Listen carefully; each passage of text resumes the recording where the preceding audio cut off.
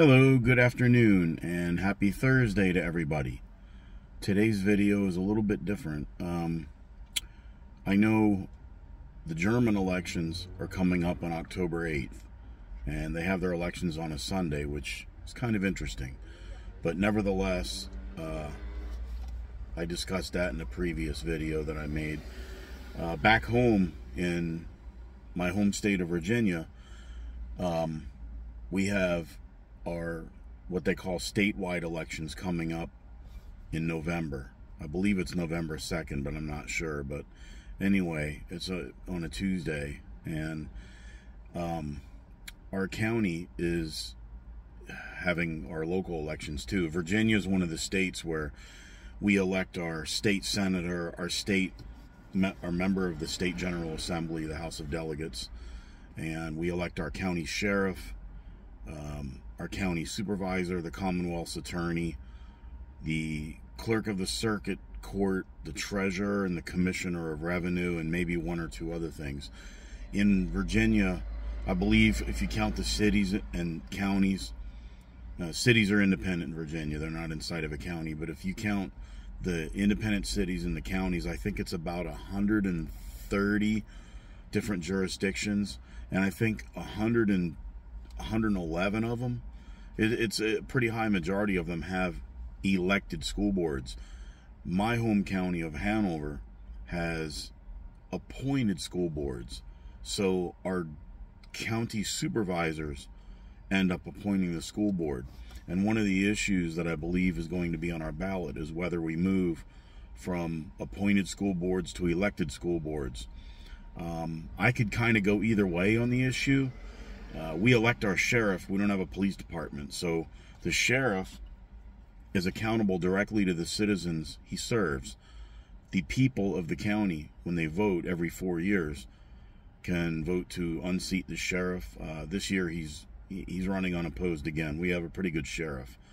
But anyway, in a place where you have a city or a more populated county, you have an appointed police chief who serves at the behest of a county administrator or a mayor if you live in a city. So I could kind of go either way. I think that it's better to give the people a say-so in their elected government for the schools. But on the other hand, an elected school board, as has been the case in some other counties, it brings in a lot of out-of-state money and a lot of outside interests who don't have the well-being of the children at heart. So I'm kind of torn on it. I'm not sure which way I'm going to vote. I haven't made up my mind. I come in conflict with myself because I do believe in giving people the choice as much as possible. You know, like in Pennsylvania, people elect their judges. In Virginia, we don't. They're appointed. But we elect most of the other people. And our county has the best school system in the region. And we have an appointed school board. And I worry that, well, if we let our school board be elected, then our quality of education will go down like it has in some other places. But on the other hand, you know, shouldn't the people have a choice? Now, my wife and I are, you know, approaching senior citizen territory. We don't have any children in the county school system anymore. None of our kids even went to school in this county. But they're all grown and live on their own.